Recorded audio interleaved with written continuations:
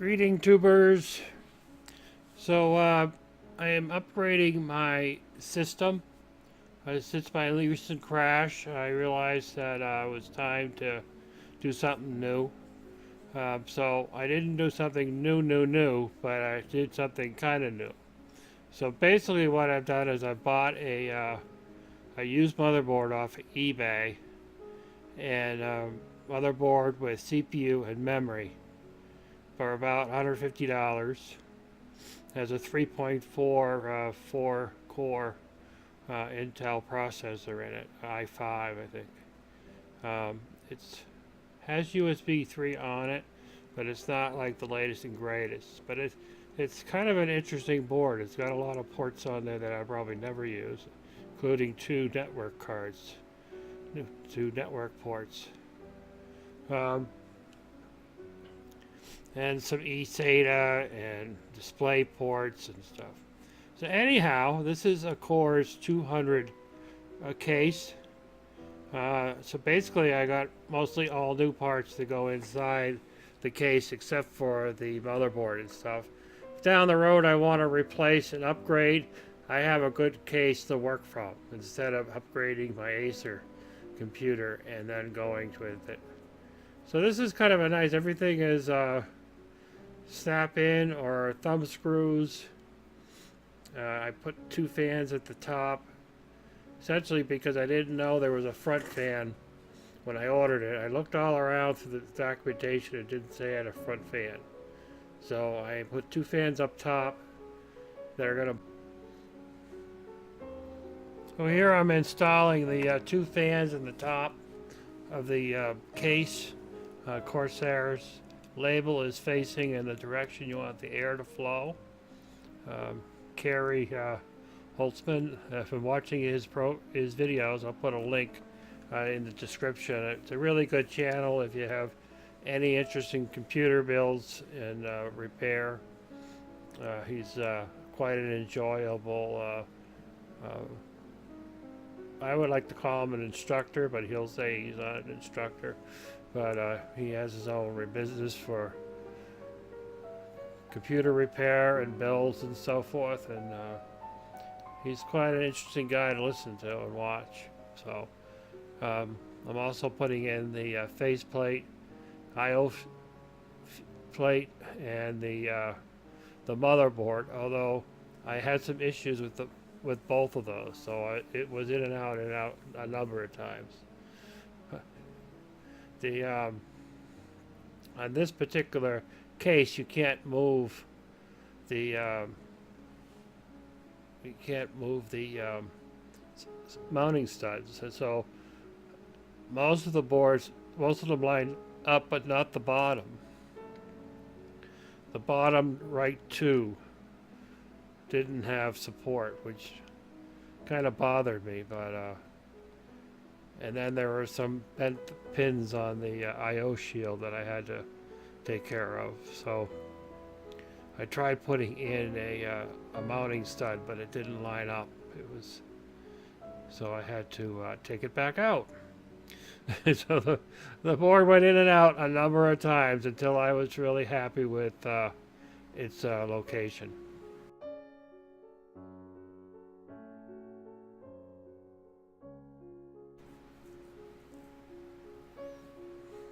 So here's the CPU. The motherboard is installed. It currently has 8 gigs of RAM in it. So I ordered another for $25. I got 16 gigs from the same supplier, which is a bargain. If down the road I want to go to 32, then I'll have to buy the sticks. Get 4/8. But right now this is adequate. This thing is so fast compared to what my other one did. And yeah. So I have 4 slots. The top one, of course, is the one for the monitor, for the graphics card, and then 2 other slots I'm going to use for USB 3 ports. And there's surprisingly not that many ports in it, USB ports in it.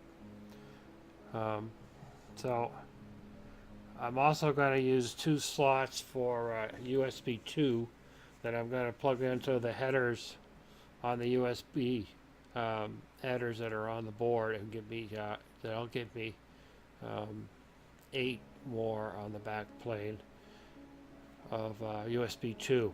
And then there's a header there. The blue one is the header for USB 3. That's going to be the front panel up top. And yeah, I mean, anybody who knows motherboards, I mean, it's pretty standard. It's got a 4-pin power connector. And so it's pretty cool. It's all pretty straightforward.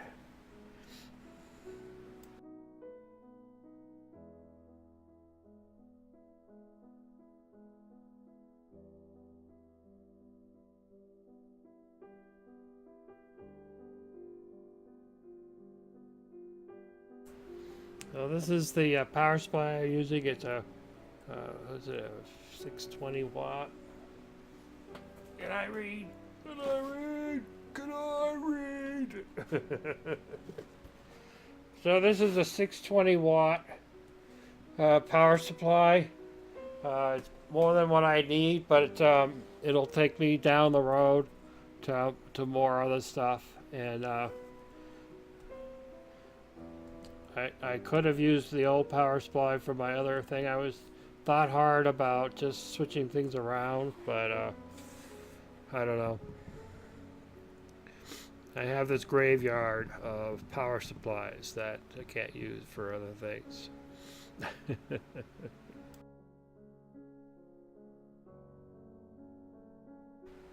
Okay, so these are my USB 2 that I'm going to mount on the back plane of the case, and they're going to hook into the USB 2 headers. So each U2 header handles one USB.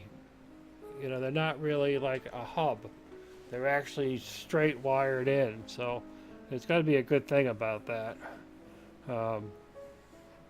So that means you can use them all at the same time, which is, I'm sure, has an application for like shooting video and stuff. So these are kind of cool because then I don't have to, it's the only way I can get more USBs in the back of the case. There are a lot of times when you can put them into the front of the case, but who wants to have, you know, a gazillion wires sticking out of the front of the case? So so many things are now running on USB 2 and USB 3.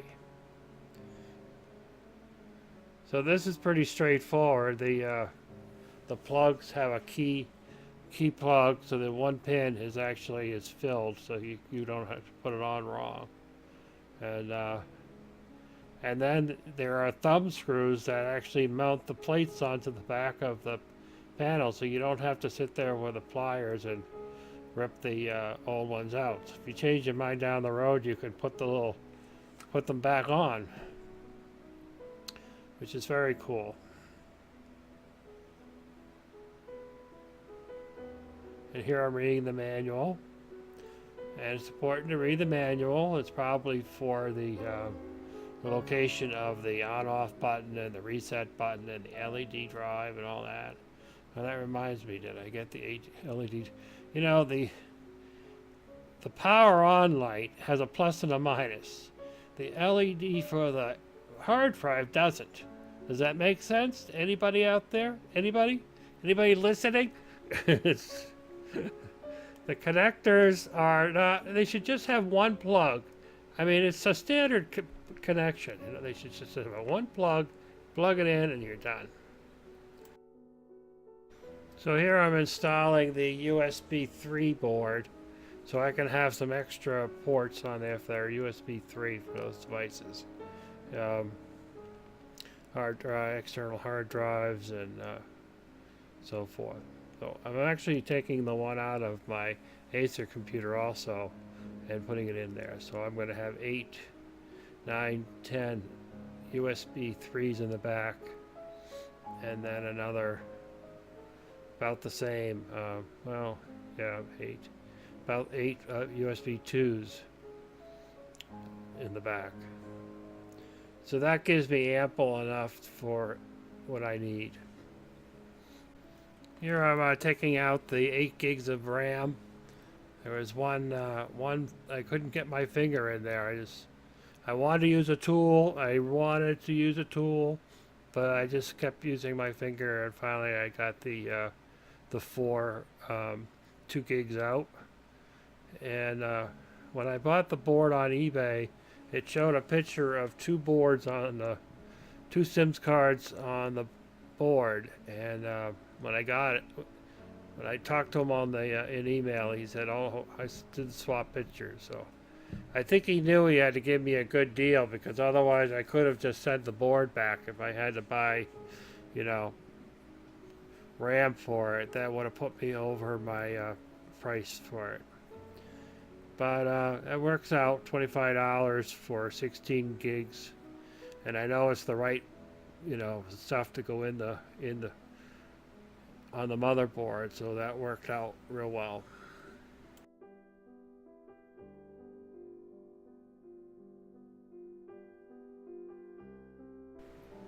So this is the Psionic power supply that I got, 620 watts, far more than what I need, although if I end up getting a higher grade graphics card, then I'll need the extra power. So it's better to go bigger than smaller when it comes to these things.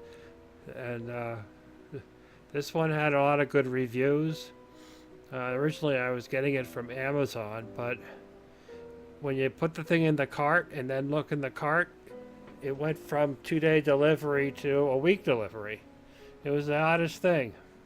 So I ended up getting it from B&H Photo, and they shipped it out next day. I had the part the next day, and it was $10 less, or even more might have been.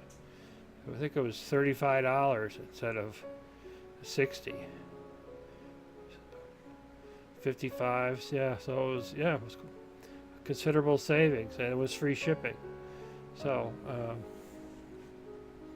I like B&H Photo. Their return policy is a little crazy, but they'll eventually take care of you. So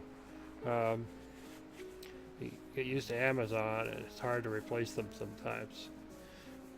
So this is the power supply. It's going in on the bottom, which I gather is better way, because you're pulling in cool air off the floor and blowing it through the power supply instead of pulling the hot air from inside the case and blowing that out the back. So it makes better sense. This is the first time I've done one on the bottom, but it's a good idea. And yeah, more cabling. But the nice about this case is you got all these holes in the back so that you can feed your cables through the back and then back into the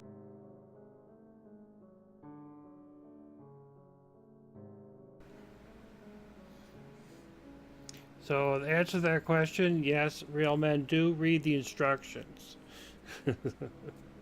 I printed out the manual to this board. It was 65 pages. So actually it might have been 100 pages, a two-sided, something like that. It was well worth it. So I'm putting in the drive cables. In this configuration, I have 2 1 terabyte drives, and I have one SD 500 gig Samsung SSD drive.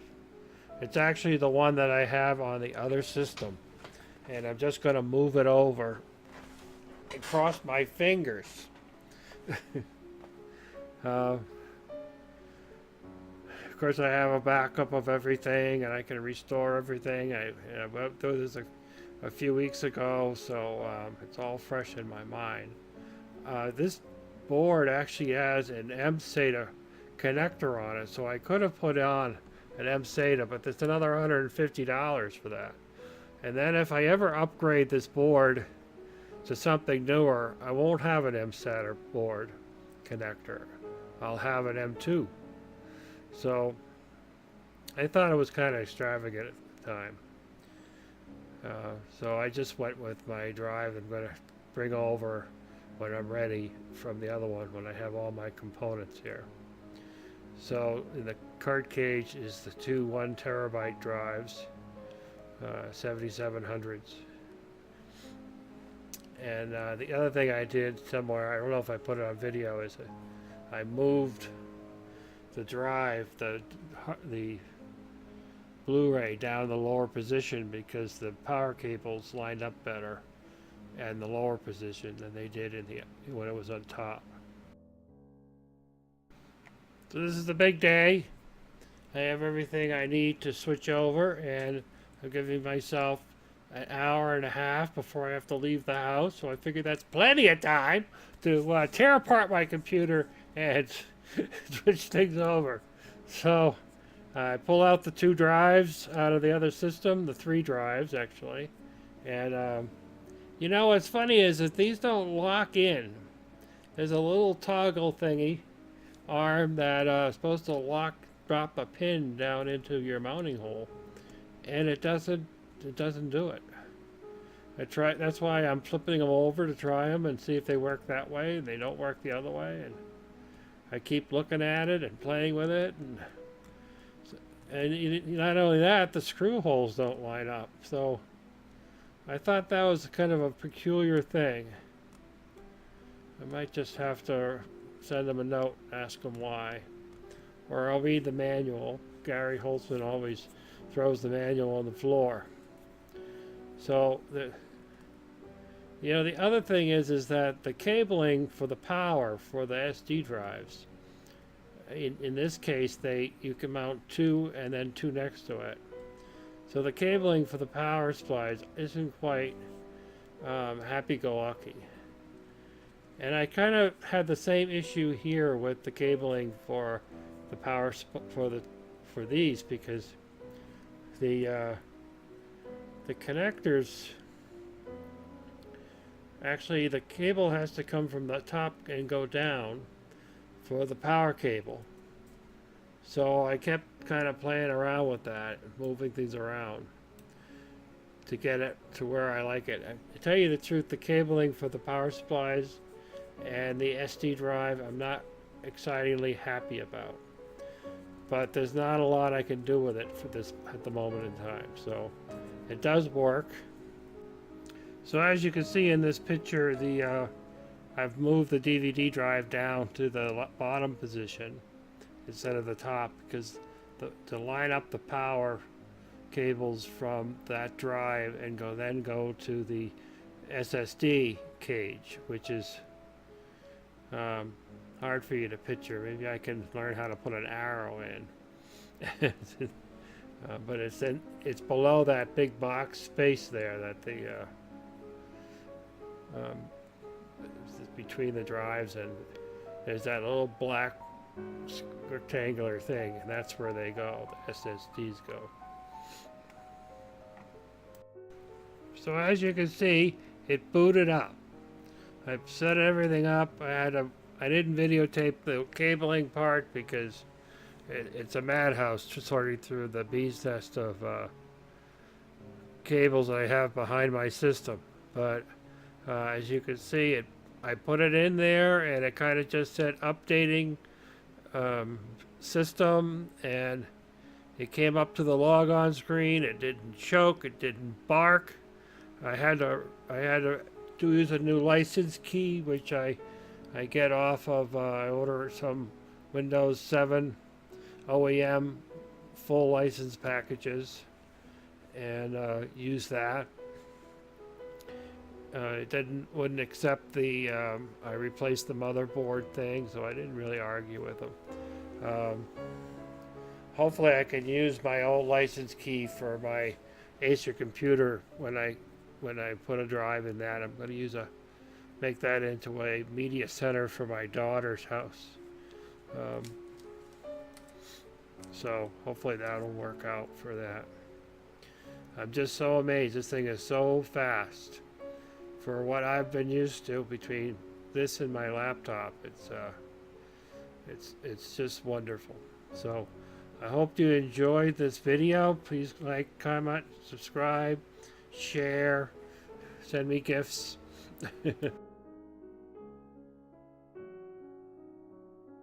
Peace for enough for all. Food, water, clothing, health care, housing, education. Peaceful enough for all.